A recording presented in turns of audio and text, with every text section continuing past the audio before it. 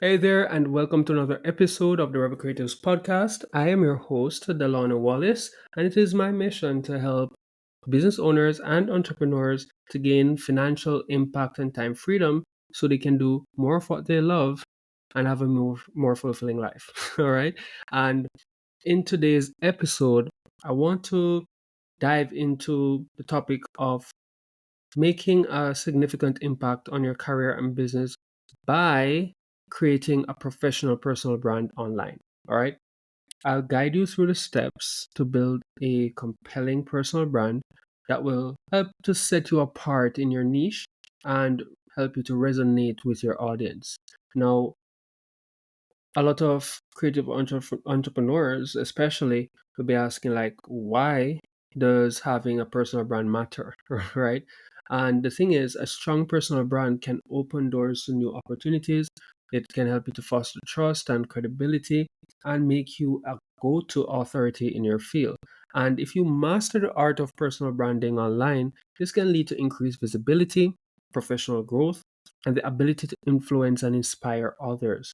And now, more than ever, we see where first impressions are very important and they're often made online. All right. So, if you have a professional and powerful personal brand, this would be an invaluable asset, right? Because at the end of the day, we're in the people business, right? So, before anyone really makes a buying decision, they want to know who they're going to be working with and all of those things. So, having a personal brand will help for people to be able to connect with you and learn more about you before they decide to do business with you. All right. Now, unfortunately, right, we have challenges, we have barriers that stops us from doing all of this and doing it well. All right. And one of the things that we struggle with is to create a strong personal brand because we just have lack of clarity, right? And many of us don't have a clear understanding of our unique value proposition or even how to articulate it. And another thing is inconsistency because maintaining a consistent presence and message across different platforms can be difficult, but it's very important if you're looking to build your personal brand, right? And the fear of self-promoting, right? We sometimes feel uncomfortable promoting ourselves and our achievements, and nothing is wrong with a little humble brag and to let people know what you're all about and how you can add value to their life. All right. But that fear of self-promoting holds us back, right, from building our personal brand. And building and maintaining a personal brand requires a significant time investment, and not everyone have the time to do that time management skill, or just really and truly having the time. But yes, it does require um, a significant amount of time investment. And last but not least, a big challenge is, being overwhelmed because there's so many different platforms and, strategies that you need to consider. So it's easy to feel overwhelmed and unsure of the best approach when it comes to what should I do to build my, you know, personal brand, right? But in this episode, I want to help you to overcome these challenges and build a powerful personal brand. All right. So let's dive into that, right? First things first, you want to define your brand identity. Now, this step is crucial because it lays the foundation of your personal brand. It involves understanding your unique value proposition, your mission, your vision, and your target audience, right? For example, I want you to think of a successful personal brand like Oprah Winfrey, right? Her brand identity is built around empowerment, authenticity, and philanthropy, right? Now, these elements are consistently reflected in everything she does. A common mistake here is trying to appeal to everyone, which dilutes your message. And another mistake is being too vague about your value proposition, making it hard for your audience to understand what sets you apart. To avoid these mistakes, you want to focus on a specific niche and clearly articulate what makes you unique. All right, without saying all of that, right? And you want to conduct market research to understand your audience's needs and tailor your message accordingly. By defining your brand identity, you create a solid foundation that guides all your brand efforts, and this clarity helps attract the right audience and opportunities that align with your goals. All right.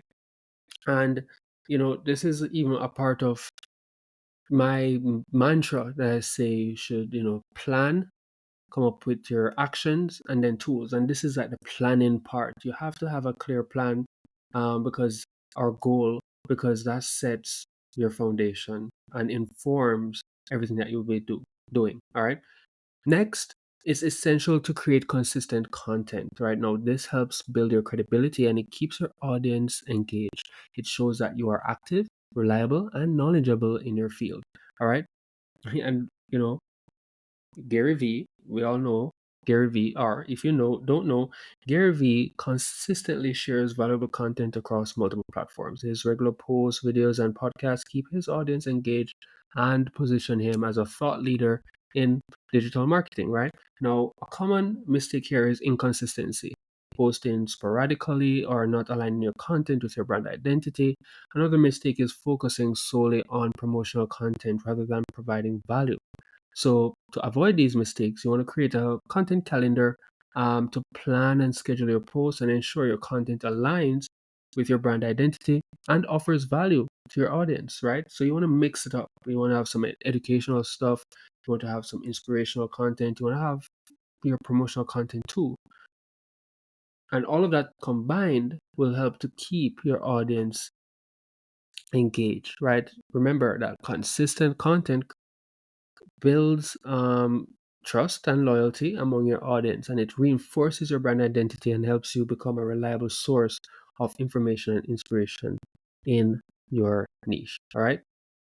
Uh, Next, you want to kind of engage with your audience in another, eh, with whenever they are posting on your platforms of choice or any medium that allows them to give you feedback, right? It fosters a sense of community and it makes your brand more relatable and approachable. It helps you build meaningful relationships and gain insights into your audience's needs and preferences. All right. We have Marie Forleo, for example. She regularly interacts with her followers through comments, live sessions, and Q&A videos. And this engagement makes her audience feel valued and connected to her brand. And that's what you want to achieve when you're doing building your personal brand, right? A common mistake is ignoring or not responding to comments and messages from your audience, right? Another is being way too formal or distant in your interactions, which can make you seem unapproachable. So to avoid these mistakes, you want to be proactive in responding to comments and messages, and you want to show genuine interest in your audience's feedback and experiences.